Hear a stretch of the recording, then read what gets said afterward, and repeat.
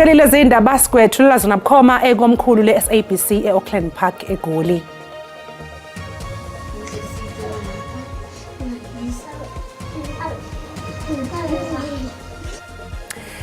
Amaphoyisa ase-Gauteng aphenya icala lokubulala ngokungenhloso ngemva kwengozi yetekisi edlule nabafundi abayi-13 eVanderbijl Park eGauteng. Umshayeli waleli tekisi ungomunye wabane abasindile bangeniswa esibhedlela. Response has been quite effective. Obviously, we need to do more to deal with disasters that continue to befall us. Umengameli wezwe uCyril Ramaphosa ubehambele esifundazweni iMpumalanga namhlanje eyohlola umonakalo owenziwe ikhukhula.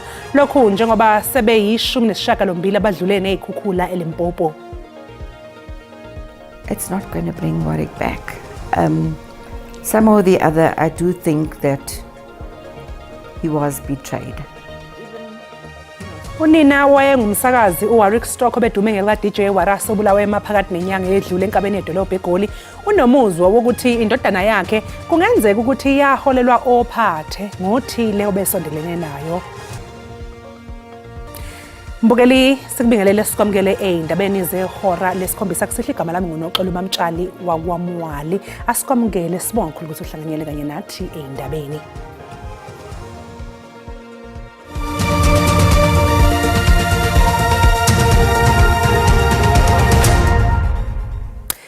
Sithanda ukuxwayisa ababukeli abanezinhliziyo ezisheshe zizwele ngombiko olandelayo.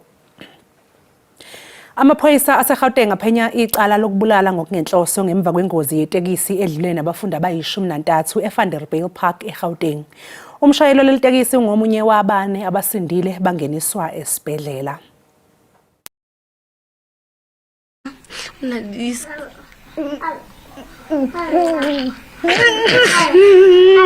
Ubekhihle sikanando omunye wabazali bezingane ezidlule emhlabeni ngemuva kwengozi enyantisi igazi phakathi kweloli netekisi elithwala abafundi eVal. Lo mzali unabe kabanzi ngokwenzeka ekseni ngaphambi kokuthi abone indodakazi yakhe okugcina. Yo, bukamuso nina wona iphaphela. Kafushane uthi ingane yakhe ibingumntwana oziphaphelayo futhi othanda nokudansa kanti ubezithanda. Imonana kintsiki msheba ayiketsa amaphondo ke oyena. Bathong Sikanitha zakhe sidayininjela bitha bathi sidayininjela esikolo.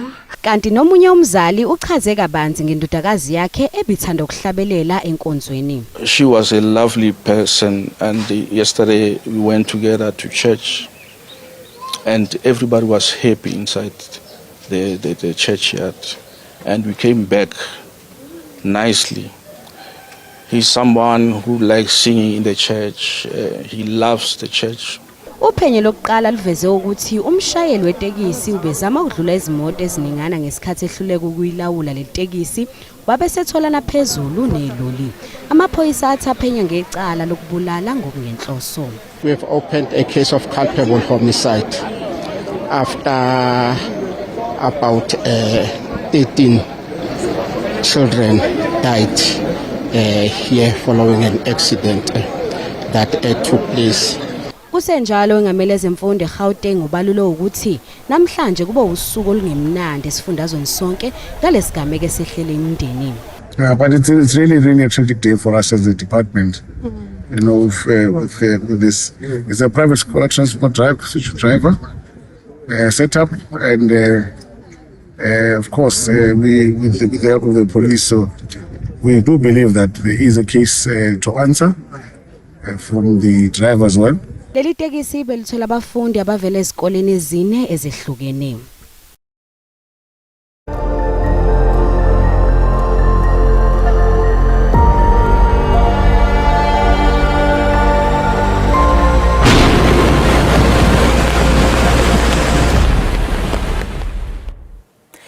Umengameli wezwe uCyril Ramaphosa uhambele eMjejane eMpumalanga kumasipala waseNkomazi ukuyohlola umonakalo odalwe imvula enamandla kanye nezikhukhula zakamuva.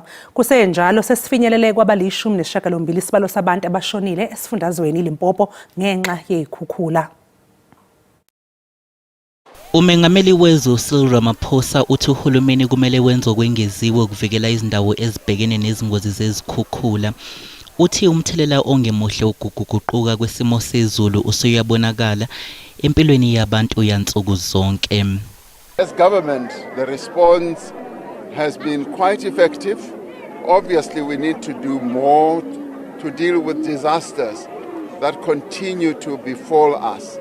We're now in an era where climate change is quite evident to everyone. And we are now developing our own disaster responses so that when we have disasters like these, floods and fires and other forms of disasters, we are able to respond as quickly and as effectively as possible.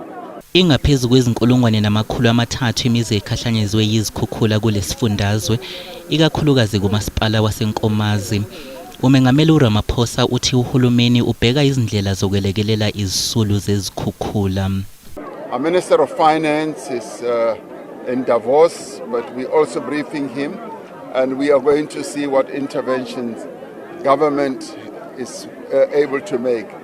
But we're also grateful that our rescue and quick response agencies have been really up to the task. Esifundazweni Limpopo kumisiwe namhlanje ukuthungathwa kweveni emuke ngesikhathi zamakwela iBlohel namanzi eChwinga ngaphandle kwaseThohoyandou njengoba kuphoqeleke ukuthi abezimo eziphuthumayo balibangise esigodini saseChikotoni ukuyosizo wesilisa osekhulile obedinga usizo lwezempilo.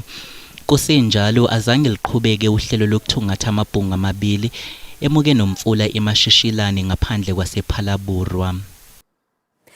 Kumenze ukufunda nokufundisa esikoleni samabanga aphansi ezwelinye eMkhanyakude enyakatho yaKwaZulu-Natal ngemva kokuphoqeleka ukuthi sikholeselise abantu abangaphezulu kwekhulu abakhahlanyezwe zikhukhula. Izakhamuzi zasephelandaba ngaphansi komkhanyakude zisazama ukubhekana nemiphumela yezikhukhula. NgoLwesihlanu bebebalelwa emashumini amane abantu abashiye amakhaya abo isigubhukane beyokhosela kulesikole. Ngomsombuluko isibalo bese singaphezulu kwekhulu.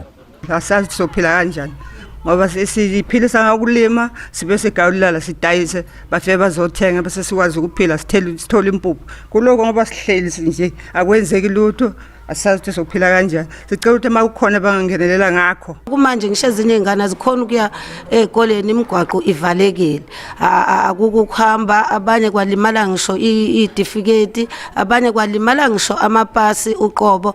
Asazi ukuthi ke kumanje singasizakala kanjani. Iziphathimandla zendawo zithi lesimo sidinga ukuba kungenelelwe ngokusheshsha. Amanzi asagcwele emagcekeni. Uma uvaleleke ngaphandle usakwazi ukuze ekhaya. Uma usekhaya usakwazi ukulanda ingane ngaphandle. Okwesibili ukuthi ke 16 okwehlukile ngabo ukuthi amanzi asavela ngena ezindlini. Iziphathimandla zesifundazwe zithi amathimba abhekelele izinhlekelele ayaqhubeka nokuqapha isimo kulezi indawo ezikhahlamezekile. NginguSimphiwe Makhanya, izindaba ze-SABC ngisemkhanyakude.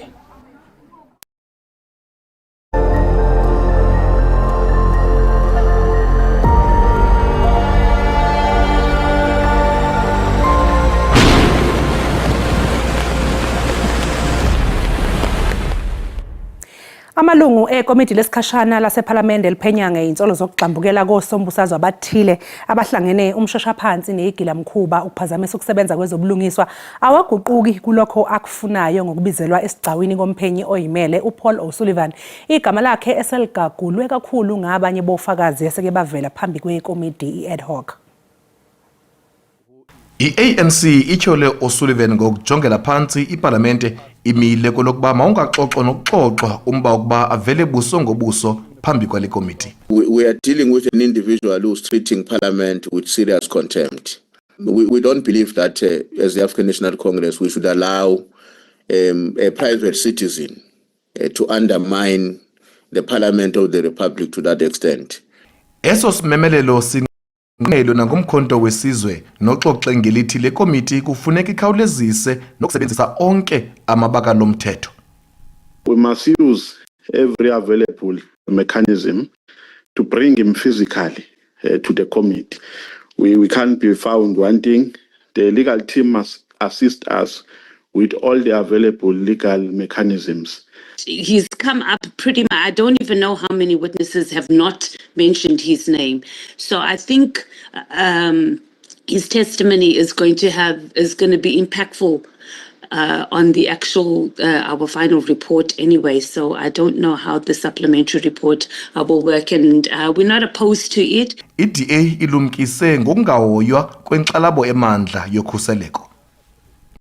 Sullivan, Chair, difficulty with the members wanting him here in person, and I don't object to it, and I don't wish to say anything about it. All I'm saying, we need to be a little bit careful. If we force him to come and he does get assassinated, we will have to deal with that fallout. Kwindaba ABC ndingumkhokheli bandla ndiseParliament.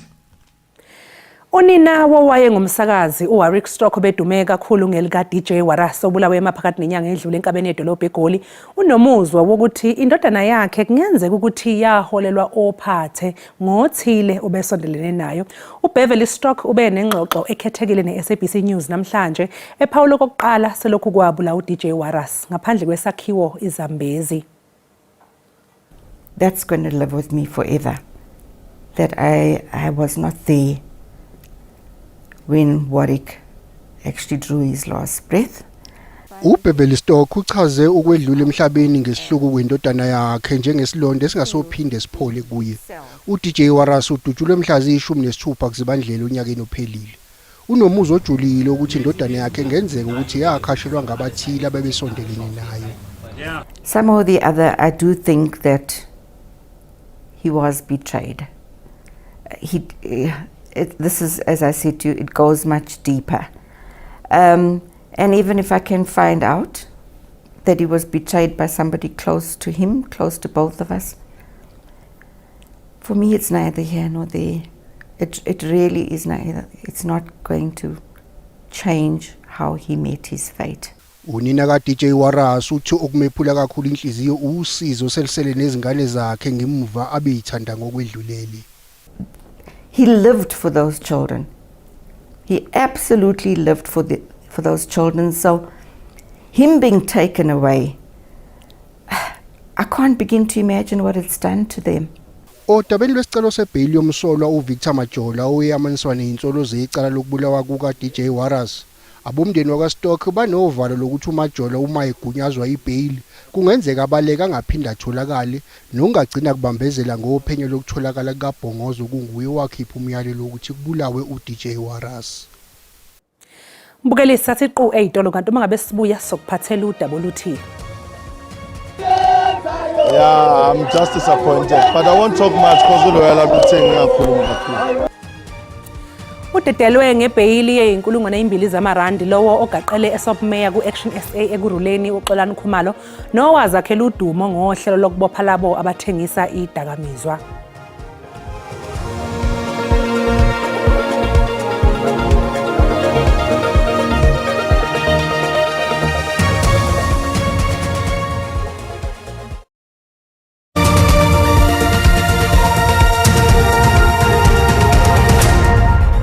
Mbukeli asiphinde sikubingelele sikwamkeleke uma ngabe usanda kungena asikukhumbuze ukuthi lezi indaba ziyatholakala ku-YouTube kanjalo naku-SABC Plus ungena kuzo uyicinge ngamagama athi SABC izindaba. Iqembu umkhonto wesizwe seliyichithile insolo ezenziwe yilowo owayengumengameli wezwe uThabo Mbeki kule mpelasonto esiphuma kuyo lapho efanise ukusungulwa kwaleli qembu nabalandeli balo njengamavukela mbuso. uMbeki kusho lokhu ngesikhathi ekhuluma emcimbini woma kade bebona bophiko lwezempi lwe-NCMK eFree State. To us, this is not just a criticism, it's an attack.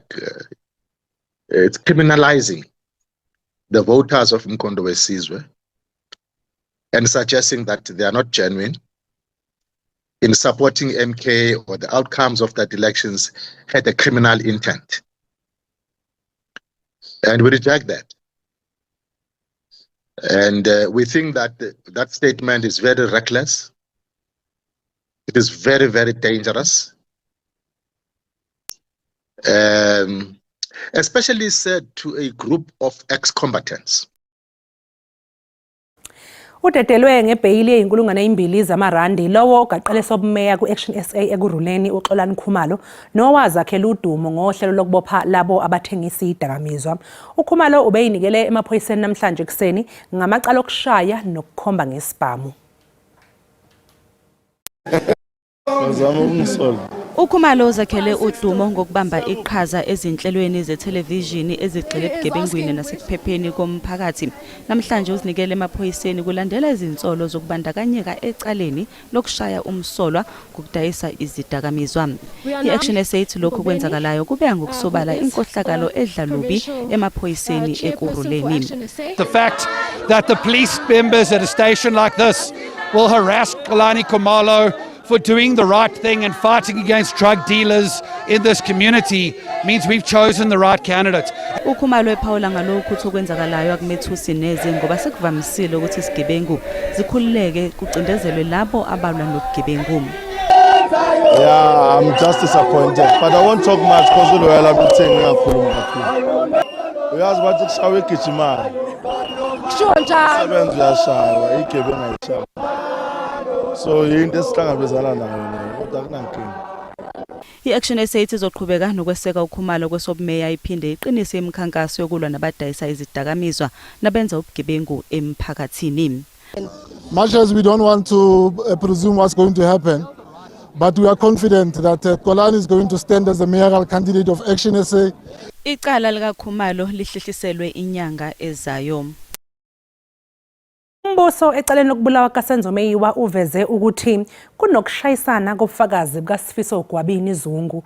uGwabini ubuyele ebhokisini lofakazi enkantolo ephakeme ePitoli emva kokuthi ijaji linquma ukuthi kuqhutshekwe nokuphekwa ngemibuzo uGwabini ngestatement okusolwa ukuthi wasenza emaphoyiseni. Dotsiswana ukuthi kufanele aphoswe ngemibuzo uGwabini ngestatement athi wasenza emaphoyiseni. Inkantolo ephakeme ePitoli inqume ukuthi umbuso ungampheka ngemibuzo ngalesi statement. uGwabini ke uthi washaywa ngamaphoyisa amahlandla amaningana emva kokumphoqa ukuthi acikice istatement ngoNhlangulana ka2020. Cells visited by Warrant Officer Vuma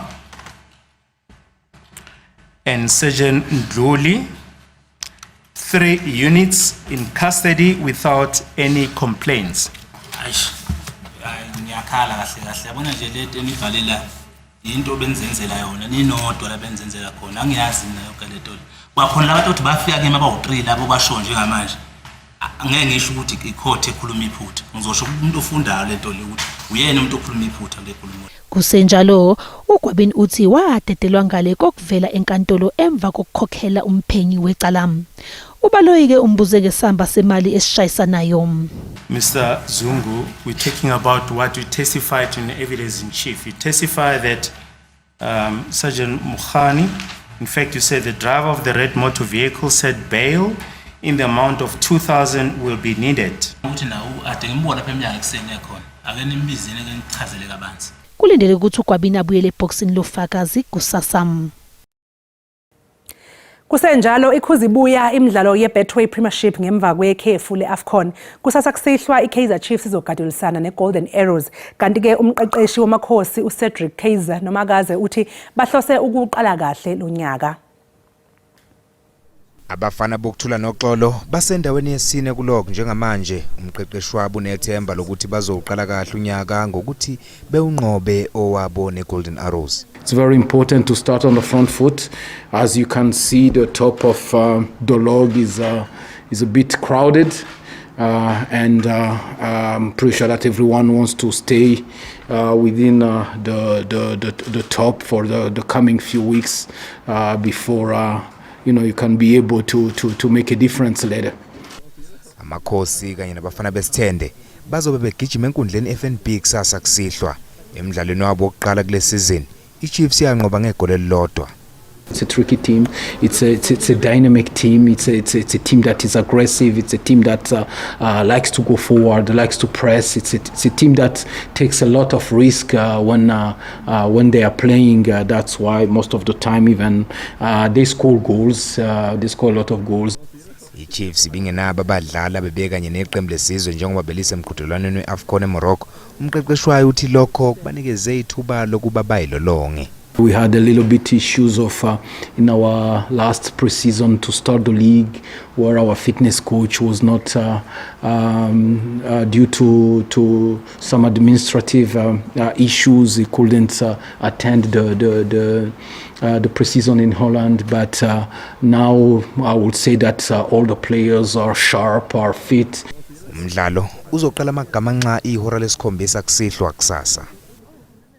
Umhlahla wesimo sezulu kembukela uzolandela emva kwekhefu nesangoma sezulu umkhushulwa wakwaMsimanga.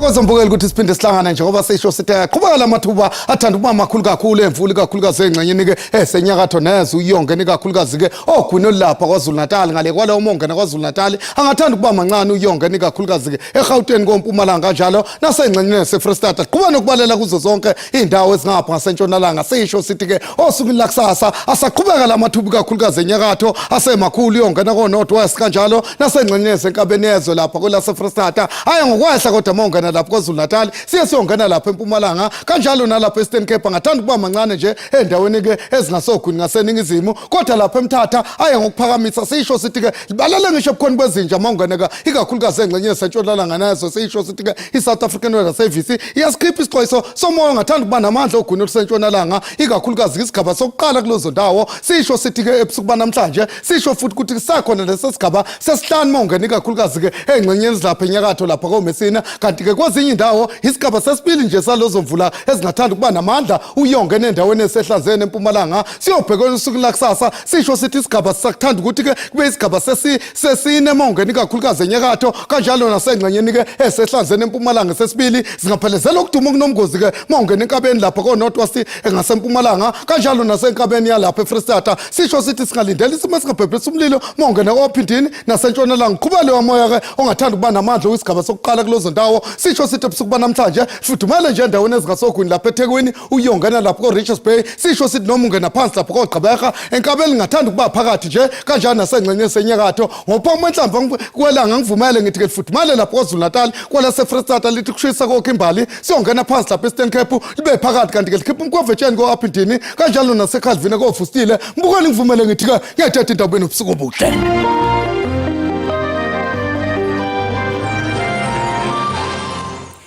Mbukelisi sibeka lapha ke bese kuphathele zona namuhla kusasa bakhonoza kwethu neindaba ngolwimi lwesiXhosa nibe nje nobusuku obuhle nisale kahle.